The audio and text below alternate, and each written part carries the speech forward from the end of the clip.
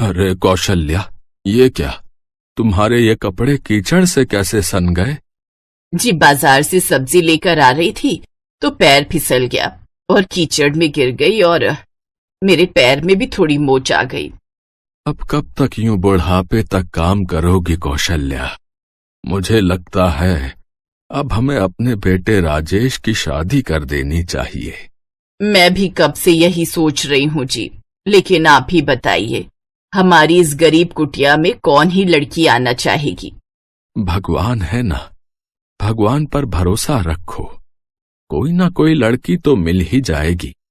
अपने बेटे राजेश से बात करके अब कौशल्या उसके लिए लड़की ढूंढना शुरू कर देती है।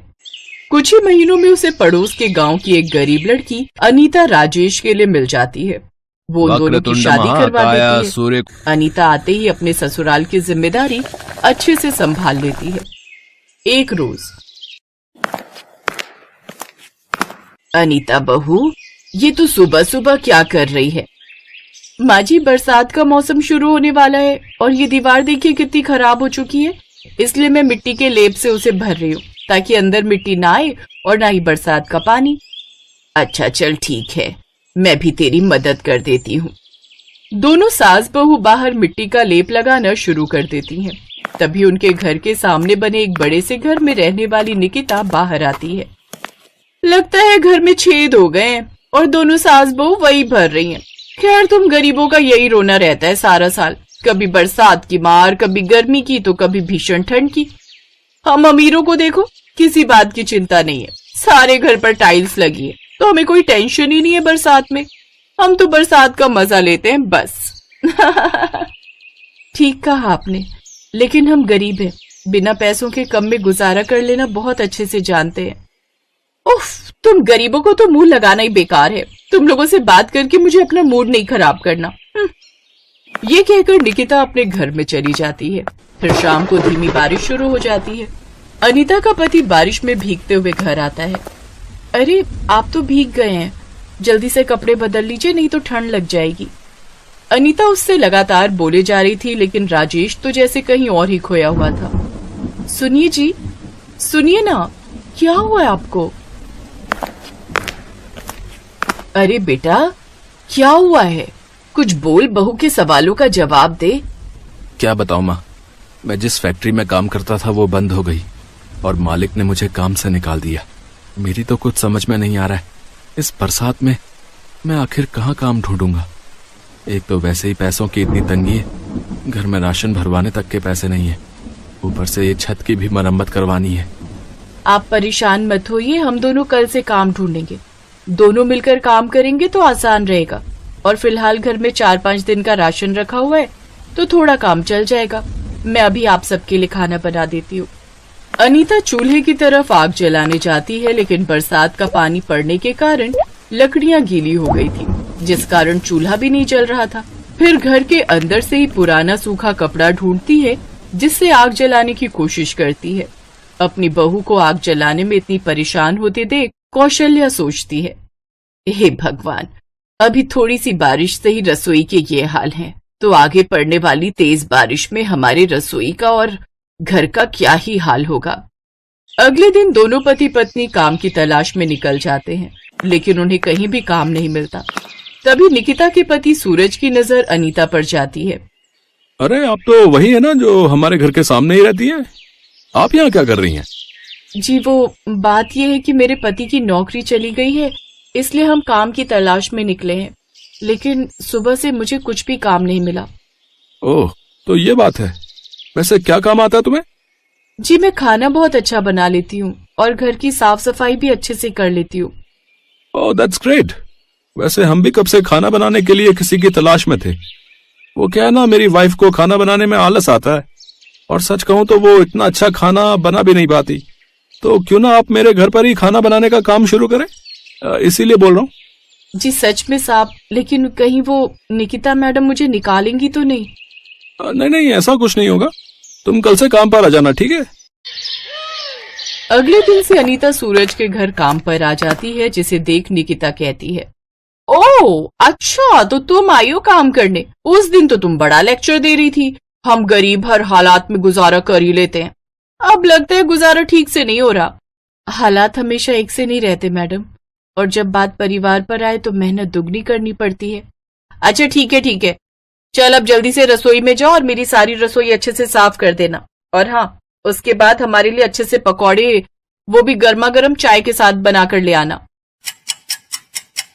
अनीता उसकी रसोई में जाती है तो उसके मॉडर्न किचन को देखकर तो हैरान ही रह जाती है। एक कमरे जितनी बड़ी रसोई में जरूरत की हर चीज होती है। उसमें मॉडर्न टाइप के गैस चूल्हा, चिमनी, माइक्रोवेव, मिक्सर ग्राइंडर, हर तरह का सामान होता है। बाप रे बाप, हम गरीबों की रसोई में तो लकड़ियां, धुएं वाला चूल्हा और कुछ टूटे फूटे बर्तन ही होते हैं, लेकिन इन अमीरों की रसोई में कितना सारा सामान और सुंदर सुंदर बर्तन आते हैं, जिसमें कांच के अलग और स्टील के अलग। तभी वहां निकिता आ जाती है। अब खड़ी खड़ी देख क्या रही हो, जल्दी से काम पर लग जाओ। और हाँ, कुछ टूटा फूटा ना तो तुम्हारी तनख्वाह में से पैसे काट लूंगी। और कुछ चोरी करने के बारे में सोचा भी ना तो मुझसे बुरा कोई नहीं होगा। नहीं मैडम, आप चिंता मत कीजिए, ऐसा कुछ भी नहीं होगा। अनीता जल्दी से रसोई साफ करती है, फिर सबके लिए गर्मा गर्म पकौड़े जैसे मिर्च, प्याज और आलू गोभी के पकौड़े तलकर तैयार कर लेती है। साथ ही चाय भी बना देती है। उसके हाथ के चाय पकौड़े निकिता, उसकी सास रमोला और सूरज को बहुत पसंद आते हैं। वाह, क्या कमाल के चटपटे पकौड़े बनाए हैं, मजा ही आ गया। सच में बड़े ही मजेदार पकौड़े बने भाई। जी शुक्रिया। काश मैं अपने पति और सास ससुर के लिए भी पकौड़े बना पाती। घर में आटा होता तो आटे के ही पकौड़े बना देती। अब कहाँ खो गई, जा और पकौड़े लेकर आ। और हाँ, फिर रात का खाना जैसे दाल मखनी, शाही पनीर और नान, और मीठे में मूंग दाल का हलवा बना लेना। ऐसे ही सारा काम निपटा कर अनीता शाम को अपने घर चली जाती है। फिर सबके लिए दाल चावल बना देती है। लेकिन आधी रात को इतनी तेज बारिश होती है कि गरीब बहू की छत टपकने लगती है, जिससे घर में पानी भर जाता है, जिससे उनका मिट्टी का चूल्हा और लकड़ियां भीग जाती हैं। साथ ही थोड़े से रखे दाल चावल भी भीग जाते हैं। हे भगवान, ये कैसी मुसीबत के दिन दिखा रहा है तू हमें। अब हम सबको मिलकर जल्दी से ये पानी निकालना होगा। सारी रात वो लोग घर से पानी ही निकालते रहते हैं। अगली सुबह चूल्हा गीला होने की वजह से खाना कुछ नहीं बन पाता, सब भूखे ही रहते हैं। अनीता खाली पेट ही काम पर चली जाती है। फिर वहां सबको अच्छे अच्छे पकवान बनाकर खिलाती है। काम खत्म करके अनीता अपनी सारी परेशानी निकिता को बताती है और उससे कुछ पैसे एडवांस में मांगती है। क्या कहा तुमने? एडवांस चाहिए? तुम गरीबों को ना इसीलिए काम पर रखने का दिल नहीं करता। 2 दिन हुए नहीं और तुमने हाथ फैलाना शुरू कर दिया। अब तुम्हारी गरीब रसोई में पानी भर गया तो मैं क्या करूं? अरे बहू, क्यों इतना गुस्सा हो रही है? दे दो उसे एडवांस, वो अपनी मेहनत की कमाई ही तो मांग रही है। नहीं माँ जी, आज दे दिया तो ये उसका हर महीने का ही रहेगा। अच्छे से जानती हूँ इन गरीबों की आदत। अब जाए यहाँ से। अनीता उदास मन से घर आ जाती है और अपने परिवार के साथ एक कोने में भूखे पेट बैठ जाती है, क्योंकि घर में अभी भी पानी टपक रहा था। ऐसे ही कुछ देर बाद निकिता का पिज्जा खाने का मन करता है, तो वो माइक्रोवेव में पिज्जा बनाने लगती है।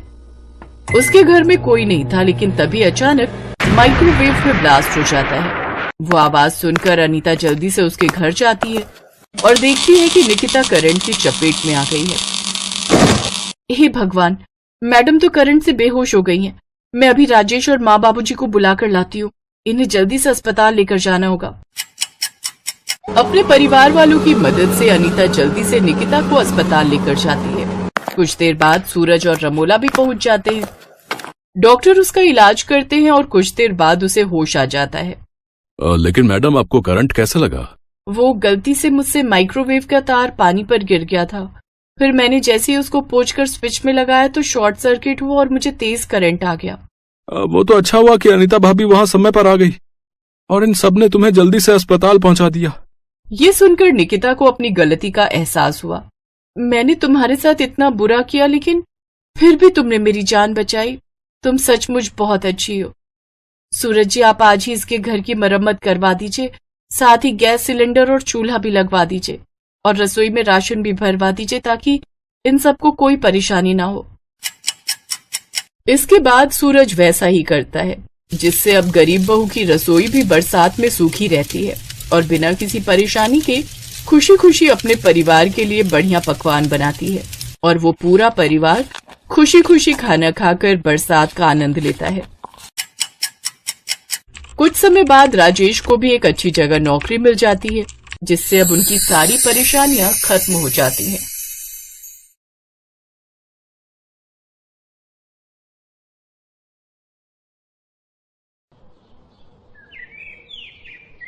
बेटा, शहर जाकर तुम तीनों अपना ख्याल रखना और समय समय पर चिट्ठी लिखते रहना। माँ तुम चिंता मत करो, हम अपना ध्यान रखेंगे। और हाँ माँ, हम शहर से ढेर सारा पैसा कमा कर लाएंगे और फिर हमारी सारी परेशानियां दूर हो जाएंगी। ये कहकर वो तीनों शहर चले जाते हैं। रमा अपनी तीनों बहुओं सुमन, पूजा और मीनू के साथ रहती है। साथ ही उसका पोता मोंटू भी उनके साथ रहता है। कुछ दिन तो उनके ठीक ठाक निकल जाते हैं, लेकिन उसके बाद हालात बहुत बुरे होने लगते हैं। परेशान होकर रमा अपनी बहू से अपने बेटों को कई चिट्ठियां लिखवाती है, लेकिन उनमें से एक का भी जवाब नहीं आता। ना जाने इन तीनों को क्या हुआ है, एक भी चिट्ठी का जवाब नहीं आया। अरे अपनी माँ को ना सही, कम से कम अपनी पत्नियों को ही चिट्ठी लिख लेते। मुझे तो लगता है वो वहां जाकर हमें भूल गए हैं। नहीं माँ जी, ऐसी बात नहीं है, हो सकता है वो किसी काम में व्यस्त हो। अरे ऐसा भी क्या काम कि अपने बेटे तक का भी ख्याल नहीं आता उन्हें। कुछ ही दिनों में उन्हें पैसों की तंगी होने लगती है। पहले जहाँ पूरा परिवार भरपेट खाता था, अब वो एक रोटी खाकर ही गुजारा करते हैं और कमजोरी के कारण मोंटू की तबीयत बिगड़ने लगती है। ये देख रमा किराने की दुकान पर जाती है और लाला से कहती है, लाला मुझे थोड़ा राशन उधार दे दो। तुझे उधार दे दूं? हैं? पहले ही तू मेरा कर्जा नहीं उतार पाई है और अब और उधार लेने की बात कर रही है। लाला, जैसे ही मेरे बेटे शहर से लौटेंगे तो मैं आपके सारे पैसे आपको लौटा दूंगी। हम सब ने 2 दिन से कुछ नहीं खाया और मेरे पोते की हालत खराब हो गई है। तो मैं क्या करूं? मैं क्या यहाँ खैरात बांटने बैठा हूँ? जब तक तू मेरा पहले का कर्जा नहीं दे देती, तब तक मैं तुझे और उधार नहीं दे सकता। रमा उदास होकर घर आने लगती है। तभी वो रास्ते में भंडारा बंटते हुए देखती है। वो भंडारे का खाना अपनी बहुओं और पोते के लिए लेकर घर आती है। सभी उसमें से थोड़ा थोड़ा खाकर सो जाते हैं, लेकिन तभी रात को तेज बिजली कड़कड़ाती है और जोरों की बारिश शुरू हो जाती है और रमा की टूटी हुई छत से पानी टपकने लगता है। धीरे धीरे घर में पानी भरने लग जाता है, जिस वजह से सभी उठकर पानी भरने लग जाते हैं। ऐसे 2 दिन बीत जाते हैं, 3 दिन बीत जाते हैं।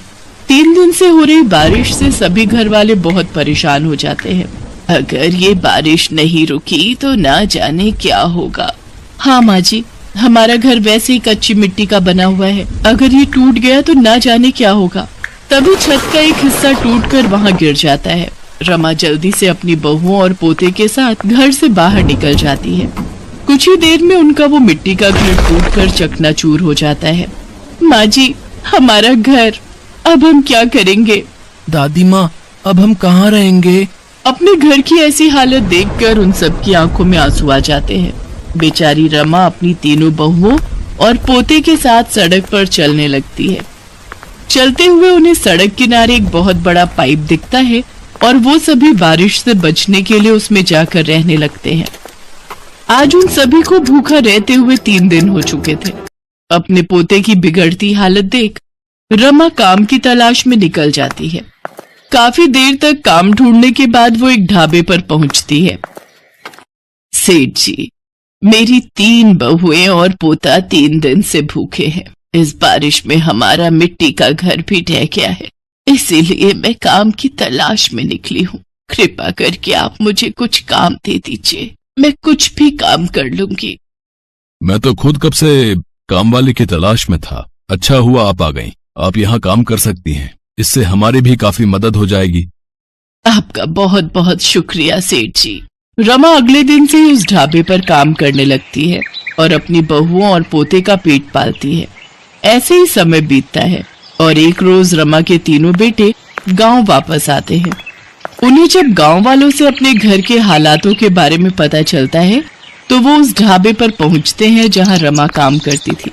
उन्हें देख रमा की आंखों में आंसू आ जाते हैं और वो रोते हुए कहती है, कहाँ थे तुम तीनों, और तुमने आज तक क्यों नहीं एक भी चिट्ठी का जवाब दिया? हाँ तुम सब जानते भी हो तुम्हारे पीछे से हमें कितने बुरे दिन देखने पड़े। माँ, शहर में काम के चक्कर में हम तीनों भाई आपको चिट्ठी नहीं लिख पाए, लेकिन हम जिस मकसद से गए थे वो पूरा हो गया माँ। हाँ माँ, हम तीनों ने खूब पैसा कमा लिया है। अब हम उन पैसों से एक नया घर लेंगे। और माँ, साथ ही अब हम यहीं पर अपना कोई काम शुरू करेंगे और एक साथ खुशी खुशी रहेंगे। ये सब सुनकर रमा बहुत खुश हो जाती है। इसके बाद तीनों भाई एक बड़ा सा नया घर खरीदते हैं और खुद का बिजनेस खड़ा करते हैं, जिससे वो और भी ज्यादा पैसे कमाते हैं। Thanks for watching.